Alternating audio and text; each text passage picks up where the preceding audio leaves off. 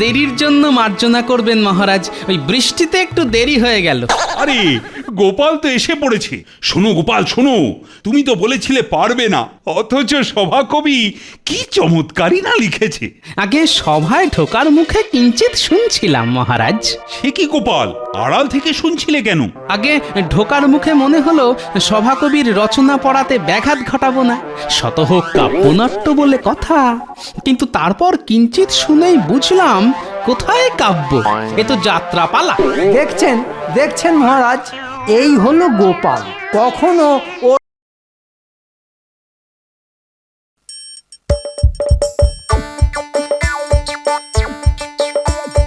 আসছে গোপাল, যাচ্ছে গোপাল, ভাবছে গোপাল, হাসছে গোপাল, আসছে গোপাল, যাচ্ছে গোপাল, ভাবছে গোপাল, হাসছে গোপাল। যুগের পরে যুগ কেটে যায়, মানুষ তাকে ভোলে না। যুগের পরে যুগ কেটে যায়, মানুষ তাকে ভোলে না। চলে না রে, চলে না রে, চলে না রে, চলে না, চলে না রে, চলে না রে, কাকে ছাড়া চলে না। কে সে পরিচয় কি তার? হাসির রাজা, জ্ঞানের রাজা, রসিক রাজা গোপাল ভাঁড়। হাসির রাজা, জ্ঞানের রাজা, রসিক রাজা গোপাল ভাঁড়। হাসির রাজা, জ্ঞানের রাজা। আগে কবিতা হয়তো আমি কোনোদিন লিখিনি, তবে এক সময় প্রচুর অভিনয় করেছি। তাই নাকি গোপাল? তোমার এই প্রতিভার কথা তো জানা ছিল না। তা বলো শুনি গোপাল, তোমার অভিনয়ের গল্প বলো। হ্যাঁ হ্যাঁ, আমরাও শুনতে চাই। আহা গোপাল, লজ্জা পাওয়ার কি আছে? এ তো গর্বের কথা। তুমি তো মুখ ফুলিয়ে বলবে সবাইকে। মহারাজ, ওই সব থেকে আগে আমার পেটটাই এমন বেঢপ ফুলে গেছে যে বুকটা আর ঠিক ফুলল না। বুক ফোলে গর্বে, পেট ফোলায় খাদ্য, প্রকৃতির বিধানে এটাই প্রতিপাদ্য। বারে বাহ, কবি যে দেখছি সভা কবি ছেড়ে স্বভাব কবি হয়ে গেছে। আমার বিলম্বের জন্য ক্ষমা করবেন মহারাজ। সে না হয় করলাম, কিন্তু কিসের জন্য কালকে কামাই, আর আজকেই বা এত দেরি কেন? মহারাজ, আপনার কথা ভেবে ভেবে দুদিন ধরে একটা কবিতাই লিখে গেছি। তারই মধ্যে আজ সকালে গোপাল এলো, আর আমার কবিতায় ব্যাঘাত ঘটলো। বটে, তারপর কি হলো? তারপর গোপালকে অনেক বোঝালাম, বললাম এখন এসো ভাই, এখন আমি তো কবিতার সাগরে ডুবে আছি। তাহলে সভাকবি, তুমি যে কবিতাটি রচনা করেছো সেটি এবার আমাদের শোনাও। হ্যাঁ হ্যাঁ, শোনাচ্ছি। আমাদের মহারাজ হলেন জগৎসভার আলো, চারিপাশে গুণীজন তাঁর, সবাই খুব ভালো। বাহ বাহ, বেশ বেশ। বিশ্বস্ত প্রজাগণ হলো মহারাজের অনুগত প্রাণ, বিধাতার অসীম কৃপায় সবই ঈশ্বরের দান। সাধু সাধু। আহা, চোখে জল এসে যায় রে। বিদ্যজনের অলঙ্কারে সভায় গুণের সমাহার, মন্ত্রী জ্যোতিষ গুণী পণ্ডিত কি মধুর ব্যবহার। আছেন বৈদ্য বিজ্ঞানী সব, আছেন সেনাপতি, আর তার মাঝে গোপাল ভাঁড়, ভাড়ামি ছাড়া যার নেই কোনো গতি। কি গোপাল, এই চমৎকার কবিতার ব্যাপারে তুমি কিছু বলো। শুধু একটা কথাই বলবো, সভাকবি বড় বিনয়ী, সবার কথা বলেছেন, শুধু উনি নিজেকে দিয়েছেন বাদ। এই জন্যেই তাকে জানাই সাধুবাদ। সবাই কি তোমার মতো হবে নাকি গোপাল? তুমি যেমন সবার আগে নিজেকে জাহির করো। চিন্তার কিছু নেই মহারাজ, ভবিষ্যতে আমি আরো ভালো ভালো কবিতা লিখে আপনার মন জয় করে নেব। বেশ, তবে তাই হোক। আমরা কবির আরো ভালো ভালো কবিতা শুনতে চাই। মহারাজ, অনুমতি পেলে একটা কথা বলতে বড্ড ইচ্ছে করছে। অনুমতি দিলাম। আমি বলতে চাইছি যে সভাকবি শুধু কবিতাই লিখতে পারে, আর অন্য কিছু নয়। মানে আমি বলতে চাইছি যে কবির পক্ষে কবিতা লেখা সম্ভব, কিন্তু কোনো নাট্যকাব্য, অর্থাৎ যাতে কোনো চরিত্র থাকবে, গল্প থাকবে, এমন কোনো কাব্য রচনা কবির পক্ষে সম্ভব নয়। গোপাল, এরকম কথা বলে সভা কবিকে তুমি অপমান করতে পারো না। গোপালের এই অপমানের জবাব সভা কবিকেই দিতে হবে। কিন্তু মহারাজ, কোনো কিন্তু নয়। এই অপমানের সোজা জবাব হচ্ছে গোপাল যা বলল, মানে যেটা নাকি তুমি করতে পারবে না সেটা তুমি লিখেই দেখাবে। এটা কোনো সমস্যাই নয় মহারাজ, অন্তত আমার কাছে। এতদিন প্রয়োজন পড়েনি তাই লিখিনি। এবার আমি প্রমাণ করে দেব যে কাব্যনাট্য লেখা আমার কাছে কোনো ব্যাপারই নয়। বেশ, তাহলে চটপট লিখে ফেলো। কাব্যনাট্য ভালো হলে তুমি কিন্তু পুরস্কারও পাবে। আপনার আশীর্বাদ মাথায় থাকলে কাব্যনাট্য ভালোই হবে।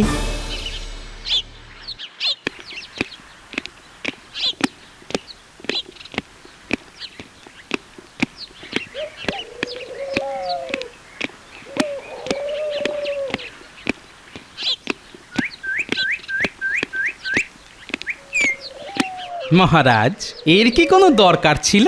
কিসের দরকারের কথা বলছো বলো তো গোপাল? আপনি শুধু শুধু কবিকে কি সব কাব্য নাট্যফাট্য লিখতে বললেন। ও কি ওই সব লিখতে পারবে মহারাজ? দেখাই যাক না কেমন লেখে। তবে আমার মাথায় একটা মতলব ঘুরছে। কিসের মতলব মহারাজ? সেদিন তোমার অভিনয় প্রতিভার কথা শুনে না আমারও না একটু একটু অভিনয় করার শখ হচ্ছে। সে কি মহারাজ?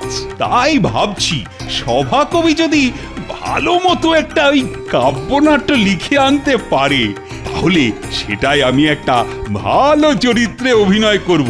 অবশ্য কাউকে আমি বঞ্চিত করব না, সবাই অভিনয় করার সুযোগ পাবে। তবে একটা কথা গোপাল, এই কথা এখন কিন্তু তোমাদের রানীমাকে বলা চলবে না। না না মহারাজ, আমি কাউকেই বলবো না। তোমার গিন্নিকেও কিন্তু বলা চলবে না। কেন মহারাজ? কারণ তোমার গিন্নি জানলেই রানী জেনে যাবে। মোদ্দা কথা, আমি কোনো মতেই রানীকে এ কথা জানাতে চাই না। ইচ্ছে আছে অভিনয়ের দিন দেখিয়ে রানীকে একেবারে চমকে দেব। ও মহারাজের অভিনয় করার খেয়াল হয়েছে। তবে আমিও যদি আবার আসরে নামি তাহলে সেটা মন্দ হবে না। অভিনয় করে সবাইকে একেবারে তাক লাগিয়ে দেব। তাহলে আমি এখন আসি মহারাজ। হ্যাঁ হ্যাঁ, এসো এসো এসো। আমি শুরুতেই বলে রাখি, যা আমি পড়ে শোনাচ্ছি তা মহাভারতের এক অদ্ভুত সময়কালের ঘটনা। একদিকে অর্জুন মাছের চোখে তীর বিদ্ধ করে দ্রৌপদীকে নিয়ে আসবে, আর অন্যদিকেই দুর্যোধন শকুনির সাথে সলা পরামর্শ করবে কি করে পাণ্ডবদের হস্তিনাপুর থেকে তাড়ানো যায়। বাহ বাহ বাহ বাহ, বড় ভালো বিষয় নির্বাচন। তুমি এবার পড়ে শোনাও। ইস, ঠিক বেরোনোর মুখে এমন বৃষ্টি এলো। আজ নিশ্চয়ই সবাই এসে গেছে। সভাকবি কি লিখেছে কে জানে। না, একটু একটু তাড়াতাড়ি পা চালাই।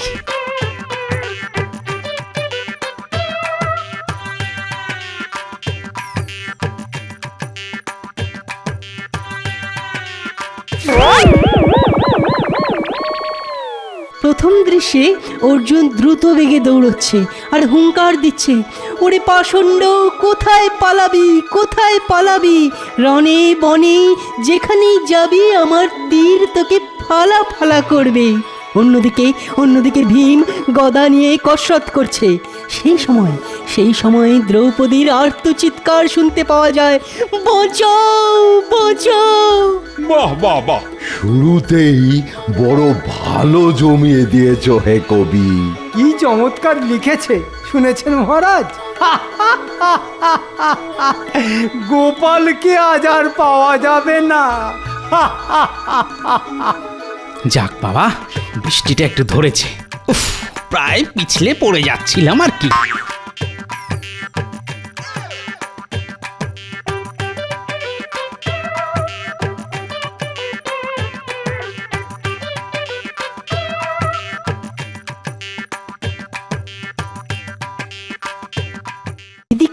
এদিকে শকুনি দুর্যোধনকে বলছে, ভাগ্নে দুর্যোধন, বিমর্ষ কেন, করো না চিন্তা, আছে যে অনেক আশা।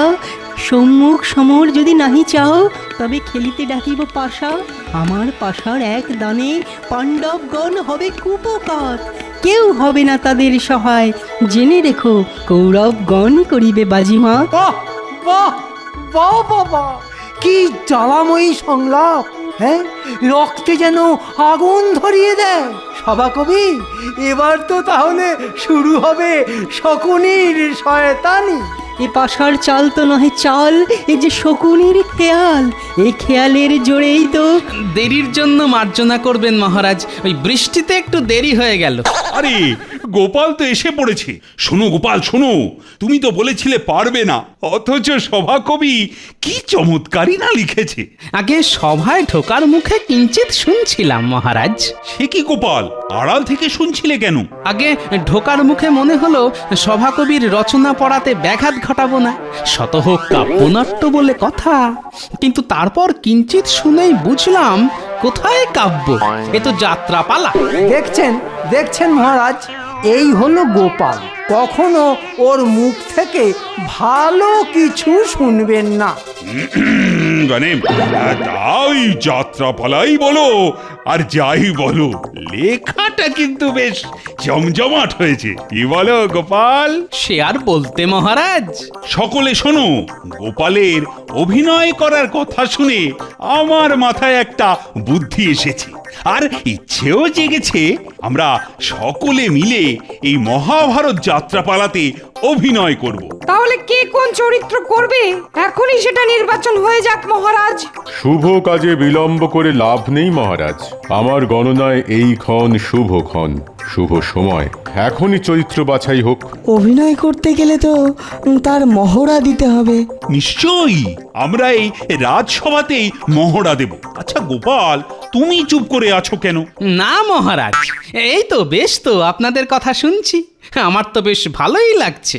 আপনি তাহলে তাড়াতাড়ি চরিত্রগুলো নির্বাচন করে ফেলুন। রাজজ্যোতিষী, তুমি আগে বলো তো, আমি কোন চরিত্রে অভিনয় করতে পারি? মহারাজ, আপনার জন্য তো একটি চরিত্র আমি দেখতে পাচ্ছি, তা হলো অর্জুন। বাহ, চমৎকার! চমৎকার! মহারাজই তো আমাদের অর্জুন। বেশ বেশ, আমি তবে অর্জুন হলাম। এবার বলো, মন্ত্রীকে কোন চরিত্র দেওয়া যায়? মন্ত্রীকে নকুল খুব মানাবে, সে সর্বদা অর্জুনের সাথে সাথেই থাকে। আমি খুশি মহারাজ। আমি তো চাই সর্বদা আপনার সেবা করতে। অভিনয়ের চরিত্রেও তাই। বেশ বেশ, এবার বলো ভীমকে করবে? কেন, সেনাপতি করবে? বাহ বাহ বাহ, খুব ভালো প্রস্তাব। আমি ভীম হব? আমি ছাড়া ভীম আর এ রাজ্যে কেই বা করার আছে? আছে কারণ আমার মতন গায়ে জোর? বিজ্ঞানী শান্ত স্বভাবের মানুষ, ও বরং করুক যুধিষ্ঠির। রাজজ্যোতিষী, তুমি হবে দুর্যোধন। যথা আজ্ঞা মহারাজ, আমি অত্যন্ত প্রীত হলাম। কি সভাকবি, তুমি কি করবে? আপনি যা বলবেন। তুমি তো একটু ওই মেলি স্বভাবের, তাই আমি বলি কি, তুমি না ওই দ্রৌপদীটাই করো। আমি প্রস্তুত মহারাজ, দেখবেন আমি অন্তর দিয়ে অভিনয় করব। বাকি আর একটি চরিত্র, মানে তো ওই শকুনি। আর সেটি করবে গোপাল। কি গোপাল, শকুনি করতে রাজি তো? শেষকালে আমি শকুনি? হ্যাঁ, শকুনি।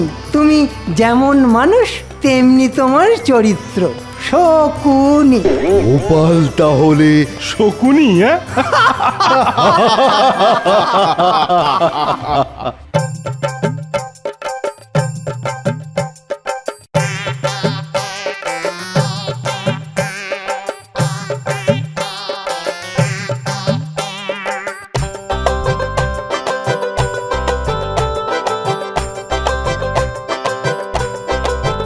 আরে গোপাল ভায়া, যে কি সব খবর শুনলাম হে। কি আর বলবো, শেষে তুমি কি না। এই যাও তো, নিজের কাজে যাও, আমার কথা তোমার না ভাবলেও চলবে, বুঝলে? যত সব। তা কি হয় ভায়া, তুমি হলে যাকে বলে মানে গিয়ে আমাদের সবার প্রিয় গোপাল, ওরফে শকুনিয়ে। আরে, এ তো ভারী জ্বালা হলো দেখছি। একে তো রাজসভাতে টিপ্পনি শুনতে হলো, তারপর পথে ঘাটেও এরকম শুনতে হবে নাকি? হ্যাঁ, এই রে, আবার একজন আসছে। ও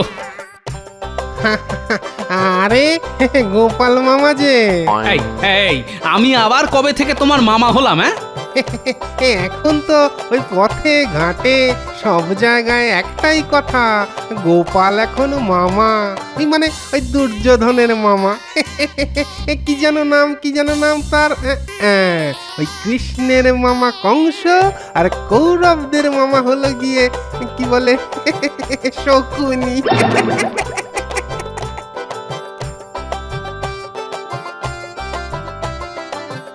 হে মহারাজ, এ আমার কি করলেন? সবাই যে যার চরিত্র পেয়ে খুশি, আর আমি শেষে কিনা শকুনি? না, এর একটা বিহিত করতেই হবে। আপনারা প্রস্তুত তো? হ্যাঁ মহারাজ। আমরা সবাই আজ প্রস্তুত হয়ে এসেছি। এখনই রাজসভাতেই মহড়া শুরু হবে। শুরুতেই আজ অর্জুন আর দ্রৌপদীর দৃশ্য অভিনয় হবে। কিন্তু মহারাজ, দ্রৌপদীর বস্ত্র তো আমার অঙ্গে নেই, সেই রকম রাজকীয় বস্ত্র তো আমার কাছেও নেই মহারাজ। একটু নারদ নারদ খেলা খেলতে হবে। মহারাজ, অনুমতি দেন তো একটা কথা বলি। বলো বলো। বলছি, ওই কবি আর রাজবস্ত্র কোথায় পাবে? তাই যদি মহারানীর বস্ত্র আর গয়না কবিকে পরানো যায়। সেটা মন্দ বলনি। বেশ, তবে তাই হবে। তবে আমাদের মহড়া কিন্তু গোপনেই করতে হবে, রানীকে জানানো চলবে না। আমি খুব গোপনে রানীর বস্ত্র আর গয়না জোগাড় করে তোমার অঙ্গে পরাবো দ্রৌপদী। কি বলছেন কি মহারাজ? আমি তো আপনার সভাকবি। বাধা দিও না সভাকবি। এখন থেকে আমার কাছে তুমি আর সভাকবি নও। আমি অর্জুন আর তুমি আমার দ্রৌপদী।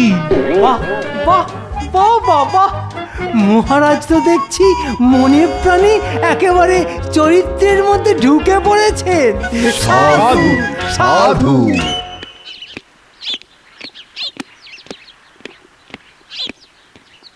কি ব্যাপার গোপাল, এই অসময়ে তুমি আমার কাছে কেন? আগে মহারানী, আপনার সাথে দেখা করতে আসার একটা বিশেষ কারণ আছে। বলছিলাম যে ওই শেষে কিনা আপনার বস্ত্র আর গয়না সামান্য যাত্রাপালায় ব্যবহার করা হচ্ছে। কিরকম অনাচার রানীমা! কিসের যাত্রাপালা? কই, আমি তো কিছু জানি না। সে কি রানীমা, আপনি কিচ্ছু জানেন না? ও, আমি তো ভাবলাম আপনি সব জানেন।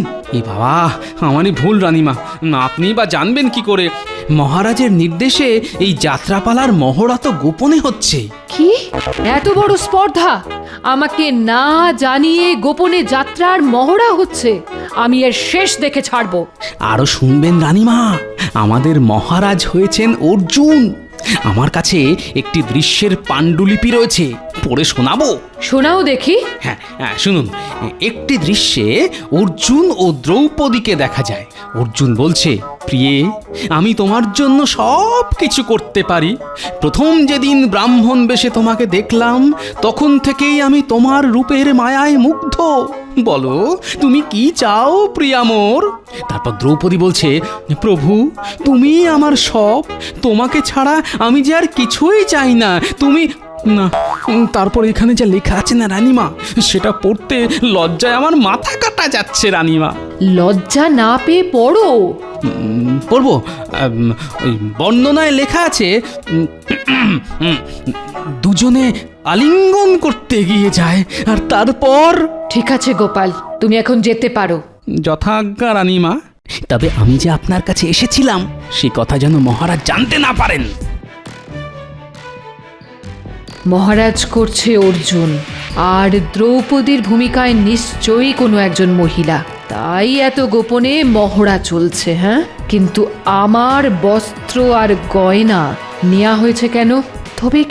তবে কি বুড়ো বয়সে রাজার মতিভ্রম হয়েছে? দাঁড়াও রাজা, আমি তোমার মজা দেখাচ্ছি। প্রহরী, কোথায় সব? প্রণাম প্রণাম রানীমা। আরো সমস্ত প্রহরীদের ডাকো, রাজসভায় ভয়ঙ্কর কাণ্ড হচ্ছে। এক্ষুনি গিয়ে সবাইকে বন্দি করতে হবে। কিন্তু রানীমা, রাজসভায় তো মহারাজ আছেন। হতভাগা, রানীর মুখের ওপর কথা বললে সকলকে আজ শুলে চড়াবো। ক্ষমা করুন রানীমা। শোনো সবাই, এক মায়াবিনী রাক্ষসী মহারাজকে বশ করেছে। সে মহারাজ আর সবাইকে খেয়ে ফেলবে, তাই এক্ষুনি সবাইকে বন্দি করতে হবে।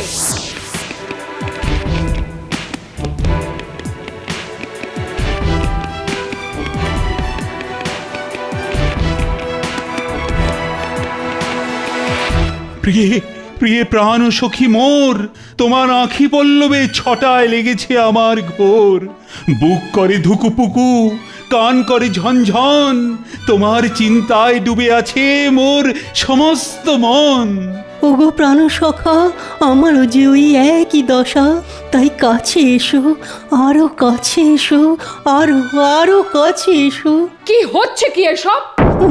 মহারানী যে বন্দি করো সবাইকে, কেউ যেন পার না পায়, বন্দি করো। এ কি রানী, এসব কি? না বলে কয়ে তুমি এইভাবে রাজসভায়? ওহ, কি সর্বনাশ, কি সর্বনাশ! তাই না? এখন তো আমার সর্বনাশ মনে হচ্ছে না? এদিকে ভেতরে ভেতরে আমার তো সর্বনাশ হচ্ছিল। তোমার আবার কি হলো? যাত্রাপালার সর্বনাশ। আমি দেখাচ্ছি তোমাদের মজা। এই রে, কে বললো? যাও মহারাজ যাও, তোমার আর প্রয়োজন নেই। আজ থেকে এই রাজ্যের সমস্ত শাসনভার আমার। ও গোপাল, বাঁচাও আমায়। গোপাল আর তোমাকে কি বাঁচাবে? ওই তো আমাকে বললো যে তুমি গোপনে মহড়া দিচ্ছ, আর আমার বেনারসি কাপড় আর গয়না ওই শয়তান মেয়েটাকে দিয়ে দিয়েছো। বটে, এসব তাহলে গোপালের কাজ। শোনো রানী, এ কোনো মহিলা নয়। এই দেখো না, দেখো দেখো, এ আমাদের সভাকবি। আরে সভাকবি, এদিকে তাকাও। আহা, লজ্জা কিসের?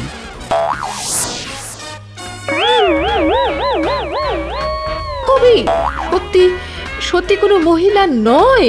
না রানীমা, আমি আসলে ওই খানিকটা মেয়েলি ঢঙের হলেও আমি কিন্তু মহিলা নই।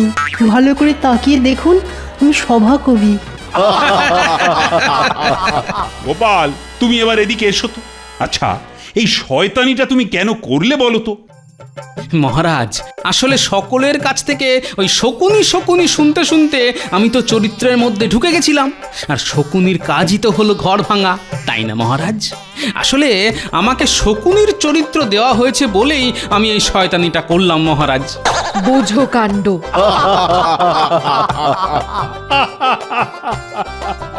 তাহলে রানী, সেরা অভিনয়ের জন্য গোপাল, আর এত সুন্দর পালা লেখার জন্য সভাকবিকে পুরস্কার দেওয়া যাক। তবে তাই হোক, আমি নিজে হাতে পুরস্কার দেব। জয় মহারাজের জয়। জয় রানীমার জয়। হতভাগা গোপালটা শয়তানিও করলো, আবার শাস্তির বদলে পুরস্কারও পেয়ে গেল। ইস, একেই বুঝি বলে কপালের নাম গোপাল।